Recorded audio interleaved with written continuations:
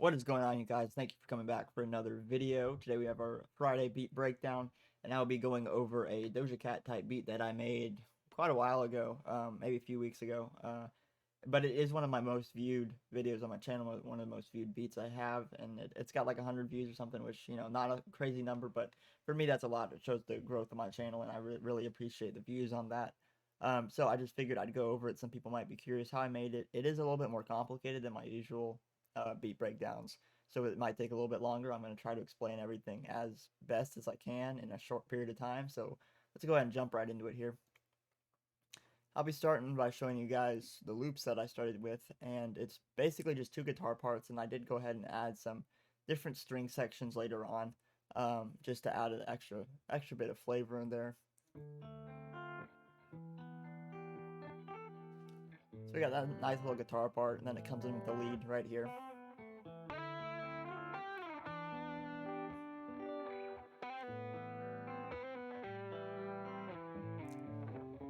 That's pretty much it for the melody. As you can tell, it's not super complicated, but it's really smooth. It's got a nice tone. And I really didn't know where I wanted to take that, because I didn't start off with the idea that I was going to be doing a Doja Cat type beat.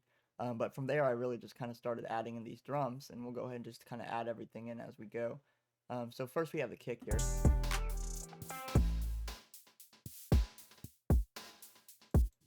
Not the kick. Hold on. Yeah, let's go ahead and play the kick. So you can see it's a pretty simple kick pattern. It's pretty much what I do on most of my beats there. There's nothing crazy going on. It just kind of guides it along a little bit, works with the 808 in it. From there, we did add a little crash.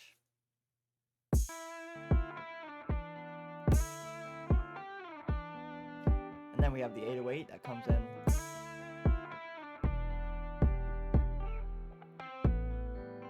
It's a nice heavy 808, not too pushy though. I didn't want it to take over that guitar part, which when you're working with guitar, it's really important to have that airiness up top. So I wanted to keep that. I wanted to keep that gliding along, so that 808 was really important for me. And you can see I actually took out the 808 and just kept the kick in there, and I might have added another bass. Yeah, I did add another bass at some points, but we'll get to that in a minute. So next we have the clap.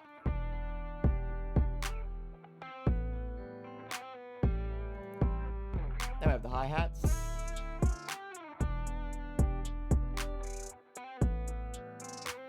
Now you can see there's a lot more going on with the hi-hats here. Quite a few rolls. We're going up and down. We got velocity changes.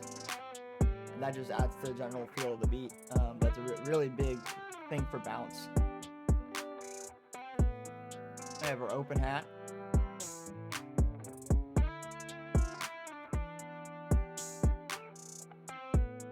We do have a second open hat here.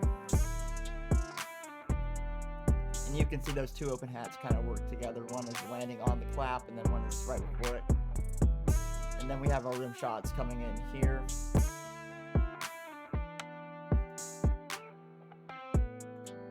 And that's directly after one of the hi-hats, just right before a clap. And we have the snare.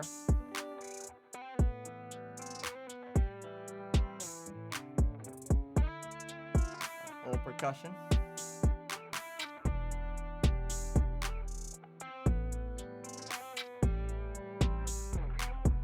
And then we do have another snare here at the end. It's just a little snare roll. Thought it just added a little bit of something else. So let's go ahead and get into these other melodies I added. We have a cello here. That was just in Flex.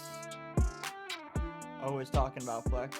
I made a video on why Flex is one of the most underrated plugins. I will link it somewhere on the screen here.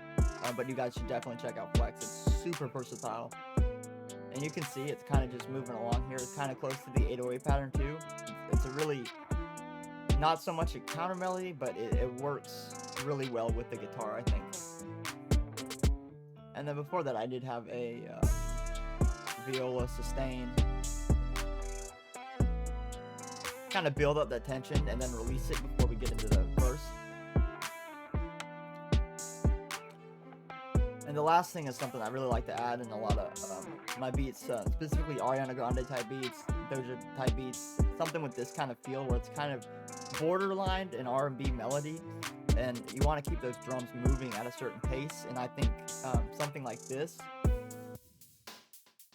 which it's just a sequence from, I think it's like an 80s drum break, or okay, yeah, see, it's just a sequence in Analog Lab there, and I just have it repeating, you know, every 4 bars. But it adds that little extra bounce in the back that you know, without that, it doesn't sound super full.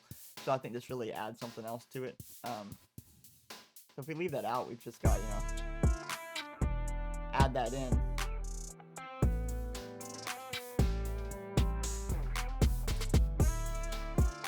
Just works with everything else that we already have in there. And then we'll be able to hear that other bass I was talking about coming right here.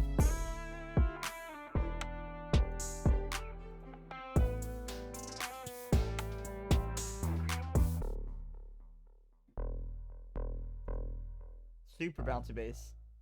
This is one of my favorite basses, this Old Gold inside flex. Once again, we're in flex.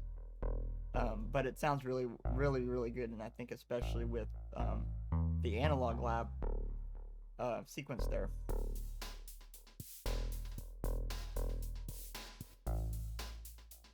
Sounds great. So that's pretty much the whole beat.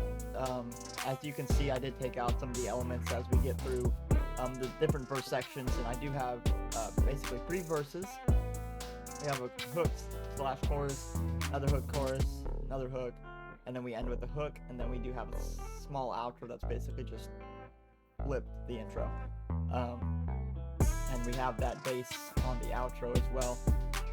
So as you can see, it's really not that complicated besides, you know, a few breaks. It's really just kind of finding sounds that work well together and being able to arrange them in a manner that would sound similar to whatever artist you're going for. And it's a little bit difficult for me sometimes because I don't start a beat with a specific artist in mind. It kind of just comes to me as I'm making the beat, like, oh, this would sound really good with, you know, whoever on it. And this was one of those beats where I kind of had to go back and compare some other songs as like references and see, oh, well, this sounds kind of similar. It's got the same kind of vibe, so maybe Doja Cat would sound really good on it. And I think she would. I think this would be perfect for her, which is, you know, Doja Cat type beat, obviously. But yeah, the only other thing for the arrangement is you can tell when I talked about, you know, pulling out some of the elements is we have this little section here where I did completely drop out that hi-hat. Just give it a little bit of, you know, time to breathe, and then we come back in with the full drums. And it adds a little bit of anticipation for that drop. And even just coming from the chorus, I like there to be a little bit of space before we get back into the full drums, just so it adds that, not tension, but, you know, you're anticipating the drums to come back in, you're waiting for that, and then it happens and it feels good. That's like the basis of music, because we like stuff that sounds good, right? So that's pretty much the entire beat. You know, basic arranging, basic mixing, you know, gain staging. Also made a video on that. Check it out if you haven't yet. And then, you know, we go into the mixer, basic leveling, soft clipper on the master, and we're done. That's pretty much all there is. So I thank you guys for checking out this video. I'll go ahead and let the beat play while I talk you out.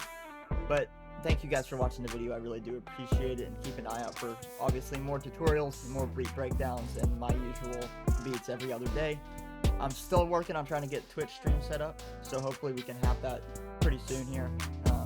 But yeah, I'm really looking forward to continuing to push my content, growing the channel. I really enjoy it. It's been super fun so far, and I just love the interaction from you guys, few of you that there are. But yeah, just keep subscribing, keep liking the videos, keep watching.